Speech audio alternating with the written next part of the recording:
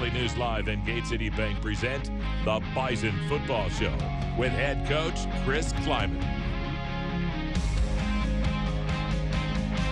North Dakota State moved to 2-0 with another defensive masterpiece. A display of physicality up front by Code Green that teams are going to see all year long. It was a fun day at Gate City Bank Field. Here to talk about it is head coach Chris Kleiman. Congratulations to you and your staff. You're 2-0, another good win. And North Alabama, what were your thoughts on them coming in? Well, we were glad we had a couple weeks to prepare, and the fact that they'd beaten a Big Sky champion in Southern Utah, and I thought they played really well against Alabama A&M the week before, and we knew they were going to be a really good team, and we had to be able to dominate the line of scrimmage and get a pretty fast start, but we knew it was going to be a four-quarter game. After the game, Easton said he knew coming in that their defense was pretty good. Yeah, they really were. You could see them on film. They run around real well.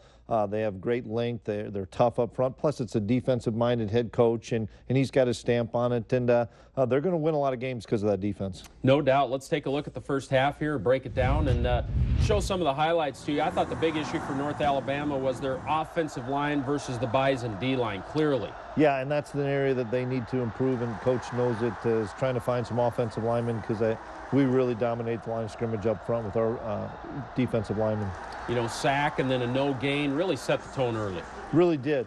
We were able to win the toss and able to pin them down there and did a nice job on defense. Their defense came to play. They got some players. Yeah, they really did. Great job breaking up the pass. You know, it's a 50-51. They do a good job knocking it away. But on the other side, the onslaught continued throughout the first half here. Yeah, and they had to be able to run the football because if they were going to throw it 60, 65 times a game, we were going to hit the quarterback maybe 40 of them. And then a huge special teams error by them here. Yeah, we brought everybody, and we were trying to go for the block. I think we would have had the block, but yep. Great job of getting through there and putting that pressure. That punter knew that people were coming. And this put some heat on them because you punch it in right away at 7-0. Yeah, it's a good momentum for us. It's a good start to be able to take a special teams play that we've been working so hard on with Coach Gazer's group, and then to be able to get that score to go up 7-0. It's hard to single anybody out up front. Everybody really played well. Yeah, the whole D-line was our player of the game for our football team. Really, Dan Marlette set that sack up for Cole just by running a stunt. Great call by Coach Ince. Couple points of adversity. There was a fumble right here. Yeah, they do a good job stripping it out. And now we have a short field that we have to overcome the adversity. And sudden change, we talk about a lot as a defense of making sure that nothing happens on sudden change. And the defense did a great job. They stopped them right away. Yeah, we get a 3-and-out and force a punt, and that was a big stop for us because the game is still 7-0. And now we do a good job here just flipping the field. What a great run by Ty, cutting it back and using his speed and getting us all close to midfield. Yeah, what they were doing well is stopping the run, though, weren't they? Yeah, they really were. They were doing a lot of different stunts up front and pressuring and blitzing, and they were going to find a way to try to slow us down in the running game. You know, a couple nice skill players on offense, I thought, too. They just struggled on the O-line, but they had some good skill. Yeah, this running back does this on his own. He breaks some tackles and gets for a big gain. Well, they get a catch here, too, but in the end, the D-line just would not let them get into the red zone at all. No, good job by their guy going up and get it at the highest point, but you're right. Ultimately, we're going to keep pushing the pocket here and get some sacks and knock them out of field goal range. You know, offensively, I thought the key in the first half is you caught them in a couple of broken coverages, and Dallas Freeman got behind their secondary. Here's one of those. Yeah, this one Dallas does. He does a great job of kind of running a rub route and then going to a corner route after that. Easton is patient, sees it develop, and gets a big gain to set us up for another score. Darius Shepard shows some great athleticism, great kid. Good to see him get in the end zone. Yeah, I watched it unfold. What a great route he ran, and then he breaks 2 tackles. You show how strong and physical Shep is, and it was a big score for us. Defensively, again, what was the blitz plan coming into this game?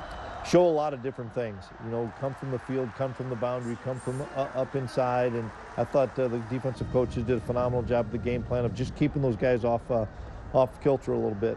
Dodged a bullet in the special teams here. Big hit right there, and there was a fumble, but somehow we get back on. Yeah, Josh Hayes does a great job. He sees it and digs it back out of there, and that was a big play for us. And here's another broken coverage, although this time Easton does a fantastic job. Yeah, Easton does a great job of staying alive and then throws it across his body, which is so hard. Dallas is open and gets away from the defense. Another big play for us. They did hustle to keep you at the 4 there, and they did not allow a touchdown here. Yeah, they do a good job. They won the line of scrimmage on that series and forced us into getting points, and that's the big thing. I wanted to get it to a 3-score game. Getting a field goal gets us to 17, gets us to that 3-score game. No doubt. Going to half, 17-0. It was a very defensive-minded first half. Hard to run the football on both sides.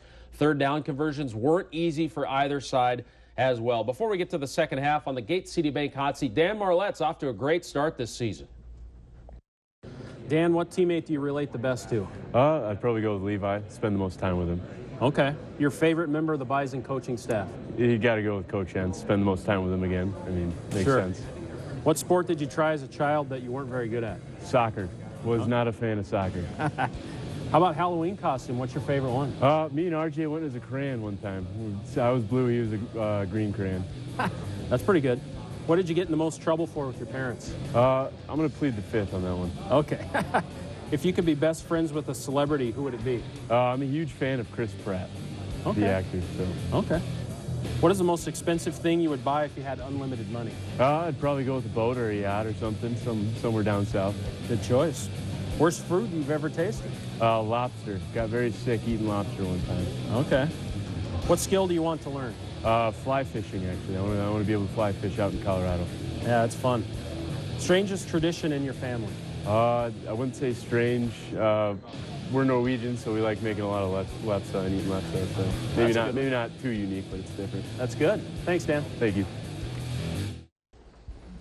Coach, what group did you challenge at halftime? Well, just our offense in general. We felt we needed to get into a rhythm, give them credit. They were a good defense, but we needed to be able to run the ball and kind of establish some stuff so that we could hang on to the football and create time of possession. Leading 17-0. Let's roll the second half here, break it down for you, and see how the Bison pulled away in this one. And it was pretty clear you wanted to establish a run game in this first drive. Yeah, we ended up going to a different formation and getting the edge with our 3-back set, and it was a good play. The drive did stall. It's a 3rd and 2 right here, and they do make a stop. Yeah, they do a good job in coverage, but we were able to flip the field, and I thought that was important. We had 2 or 3 first downs, and we were able to change the field position. That's a good point. Stanley Jones, I think, shows a great motor right here down on the bottom. Yeah, great job blitzing the corner off the edge and another tackle for loss. Seemed like the chunks in the running game started to get pretty big at this point. Yeah, now we're able to establish some things. What a great run here by Bruce. We blocked him up front, just ran old conventional power and get a big gain. A little more Dallas Freeman. Did you like his fall camp? Did he come in? You had high hopes for him? Yeah, he had a great fall camp. Really good block there by Darius Shepard outside and get another big play. You know, this touchdown really felt like it gave you some breathing room. It did. What a great run by Easton. He pulled it on the zone read and makes a guy miss for a big score. They switched their quarterbacks just to give a different look, I think, and the guy that came in was a big fella. He was. He was a good runner. I didn't think he was a great thrower, but he looks like a fullback out there and makes a couple big plays for him. Yeah, he sure did. And, boy, Mr. Smooth, Jabril Cox, as we move to the 4th quarter, here's the big play by Jabril. Yeah, he kind of sets this one up and then drives on the football, and you're not going to catch Jabril. Great hands, tremendous athlete, and gets a big score for the defense. Really the final nail there. It's 31-0 at this point. And Cole Karch had a big stat day. We talked about everyone up front, but Cole really had a good day. He does a great job staying relentless. They try to chip with a back on him. He stays relentless and gets a big sack. All right, here comes Trey Lance. We get to see a little bit of what he can do. Yeah, really good job in the pocket here. Throws it to another true freshman, Ken Chanel there. It was good to see him just kind of get his feet wet and do some nice things. Very mobile, athletic, huh? Yeah, really good job on the edge. Good job by Noah Gindorf with the block. Get a nice gain. Well, here's the big play. He scores on this one. Look at the speed in the open field by Trey Lance. Yeah, really good job of making a play when it looked like everything was broken down, and then you see his speed, you see his size and athleticism. Nose for the end zone right there. That was fun. The sideline was really fired up for that one. 38-0. They do get some points on this drive, and I think the point here is that, you know, this North Alabama team, they never did quit. No, they have some really good skill kids. I think everybody saw that, and they're going to win. I probably think they'll win the rest of their games, actually. Exactly. With their schedule, they're a transitioning team, so basically an independent schedule. They are going to win a lot of games this year, so they do get some points on the board, and that closes out the game for us here. 38-7 the final as you greet them at midfield, and we'll see some of the stats here on our Nodak Insurance final stats page. 192 rushing, had a good second half rushing the football. Points off turnovers, always big, and they were in this game. It was a 14-point difference right there. Let's hear what the players had to say after the game. I think we had some more opportunities today. We hit a couple of them we didn't, and a couple of those were on me for sure. Not going to the right spot, maybe not playing fast enough in a couple areas, and so that's something that we'll continue to get better. We'll get on the same page, but I think we took a step today. They told me I might have an opportunity to get a couple snaps in the game, so I just did everything I could to prepare. Easton helped me out a ton, especially with the bye week. That helped a ton, but all my teammates just gave me all the confidence and just telling me you can do it, stuff like that. Just don't be nervous, just do your thing, stuff like that. That was a play that we've seen a lot this week with the scout team. They did a great job of mimicking their offense. And I knew once that he did a little whip route, I knew he was going to go outside, so I just wanted to react and find the ball. But I think the coaches just put me in a perfect position. Coming here was put me in a perfect position, learning from him. I don't think there's anyone better in the nation to learn from, honestly. I think we thought highly of him coming in. It wasn't like something we thought coming in we just rolled today. We knew we were going to have our hands full, and that's a talented group. They played really hard, a fast group, and so, like I said, did some different things on defense that gave us some fits for a little bit, and so we gotta find ways to get better, and we'll do that this week. Well, certainly a day Trey Lance won't forget. Hey, I was impressed with their head coach, Chris Willis. He and his program went to school this week as far as asking questions, touring facilities, and he has a vision of building his program just like NDSU. I talked to Coach before the game, and I'm going to stay in touch with him. We're going to talk, and I hope he can help me along the way. I know he's not going to give me all the secrets, but just the way they recruit the tall guys to bring them in at 240 to put the weight on them, that's the way to do it. Right now, we're going through a transition. We're in a 4-year period where we cannot play for postseason. So I want to recruit all the high school kids I can. I want a redshirt. That's the way to do it.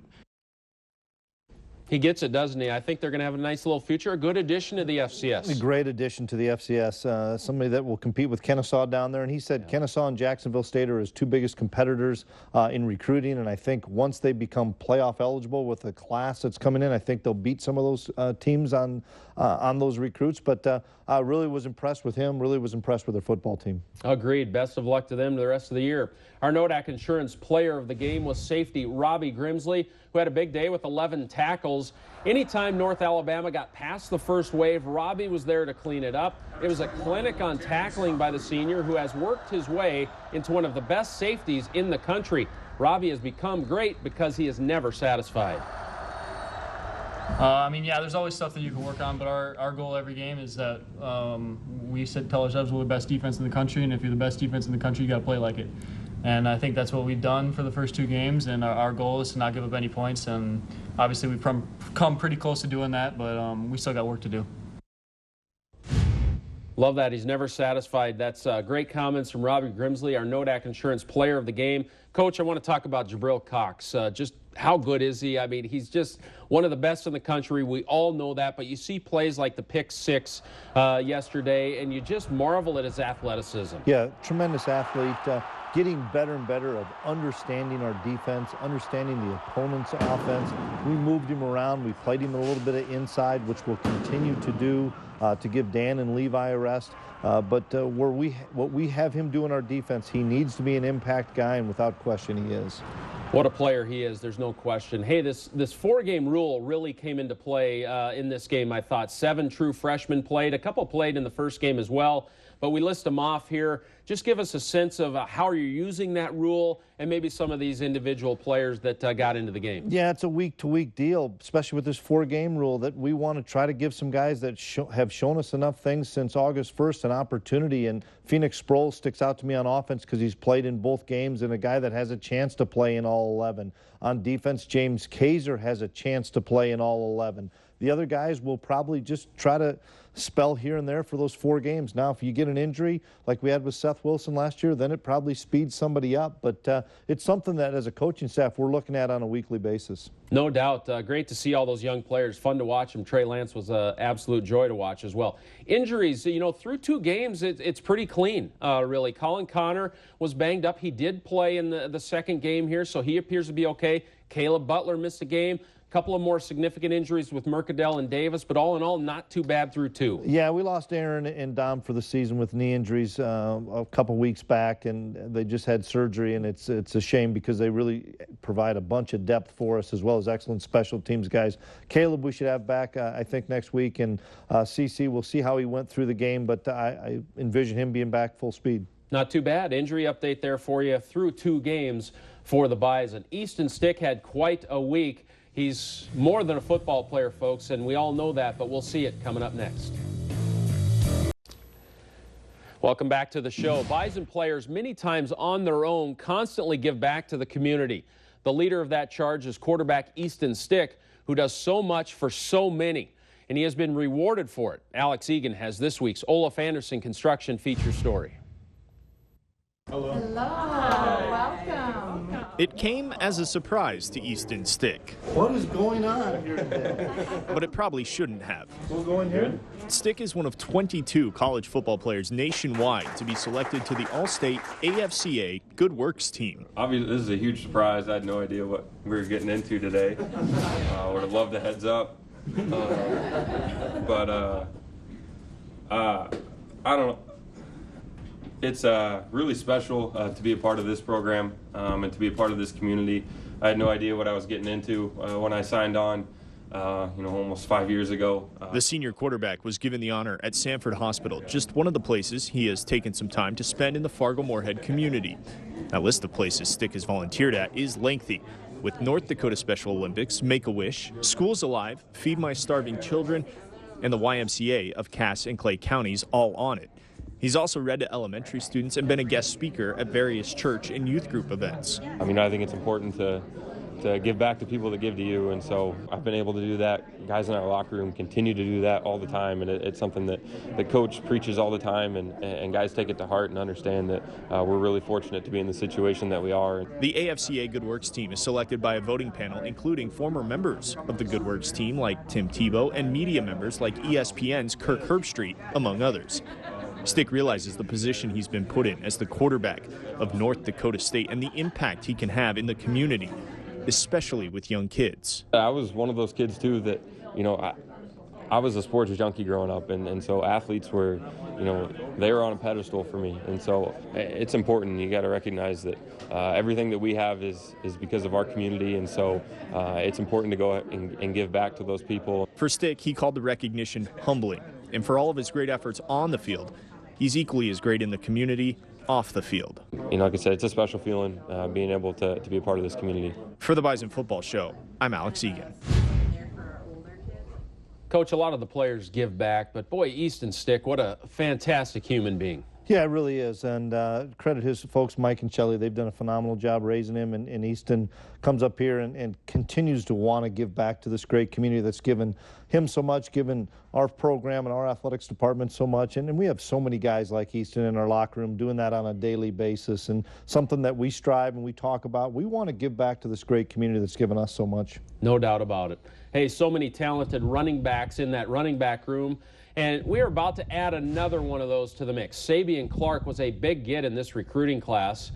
He's impressive. He already has a nice frame on him, and the development process has started. Like many other young players, he has some great seniors to learn from. For him, it's another Iowa kid in Lance Dunn, who he has related nicely to. But back to the recruiting, lots of folks wanted Sabian Clark in their program.